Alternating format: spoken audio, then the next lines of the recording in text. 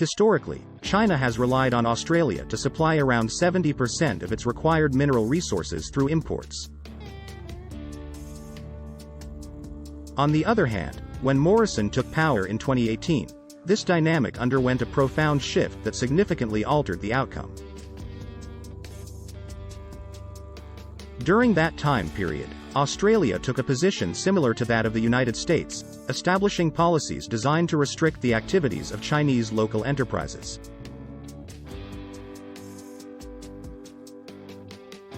Concurrently, the government of Australia placed restrictions on the export of iron ore, which caused a deficiency in the natural resources available in China. Almost immediately after that, China quickly located an alternate source of iron ore in Brazil. On November 4, 2023, an unanticipated turning point happened just as the cooperative partnership between China and Australia reached a point where it had reached a standstill.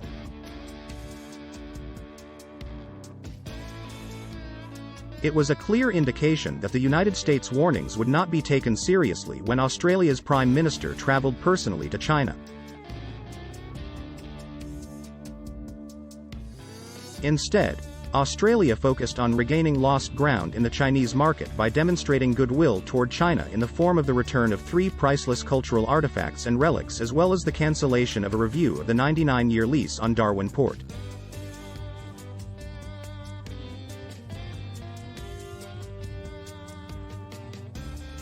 This change raises doubts regarding Australia's unexpected unwillingness to follow the United States lead, as well as whether or not the cooperative relationship that previously existed between China and Australia can be restored to its previous status.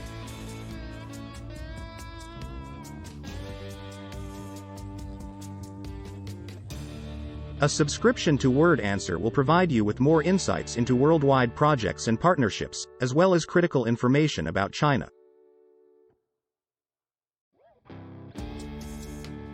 China, which is one of the top users of iron ore in the world, has an annual need of around 1.1 billion tons. On the other hand, its domestic output is capped at 200 million tons, which means that it must rely on imports of almost 900 million tons per year. Historically, Australia has been China's primary supplier, contributing more than 500 million tons per year and accounting for half of the country's total imports. However, due to the political difficulties that existed, a concerning scenario occurred, and Australia lost market share to Brazil. Because Brazil possesses significant quantities of iron ore, China began to look to Brazil as a key option.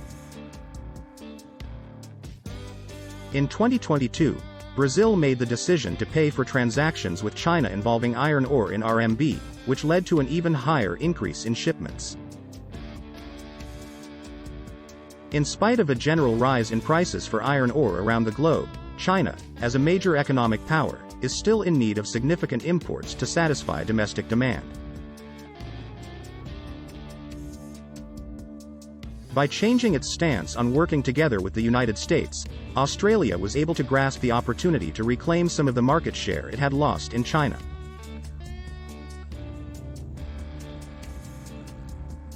There has been a movement on the part of Australia away from antagonizing China, which has been demonstrated by the return of cultural treasures, the cancellation of port lease evaluations, and the planning of a visit to China.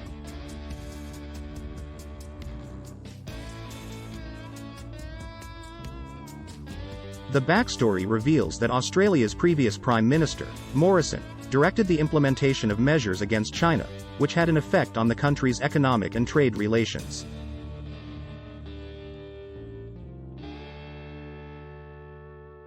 As a result of China's response, Australian coal imports were subject to limitations, which led to a large loss of revenue for Australia.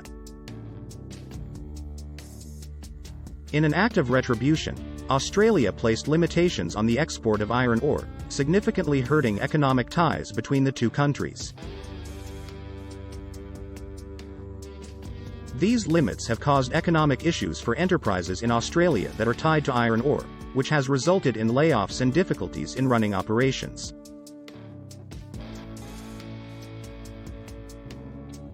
The newly elected Prime Minister, Mr. Albanese, is aware of the potential drawbacks associated with allying with the United States in opposition to China. Having taken note of China's fruitful business relationships, in particular with Brazil, Australia hopes to strengthen its ties in order to reclaim some of the market share it once held for iron ore.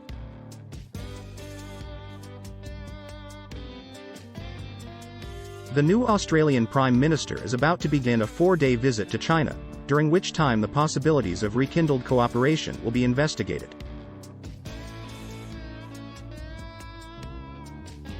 Both countries have a large presence in the Asia-Pacific area and are members of the G20. Therefore, there is a possibility that they may become trustworthy and cooperative allies.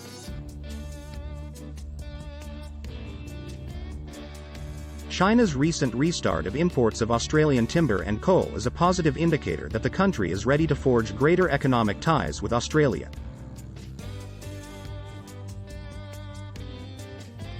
At the end of the movie, some doubts are raised regarding China's capacity to reclaim Australia's market share in the iron ore market, and viewers are invited to comment on their perspectives.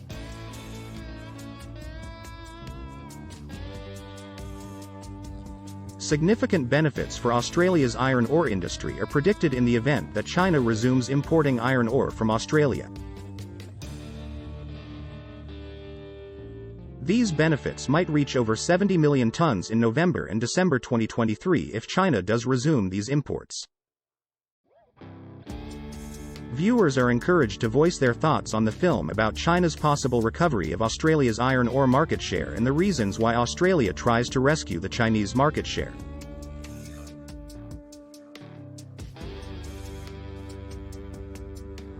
If viewers enjoy the video, they are urged to share their positive experience with their friends and family.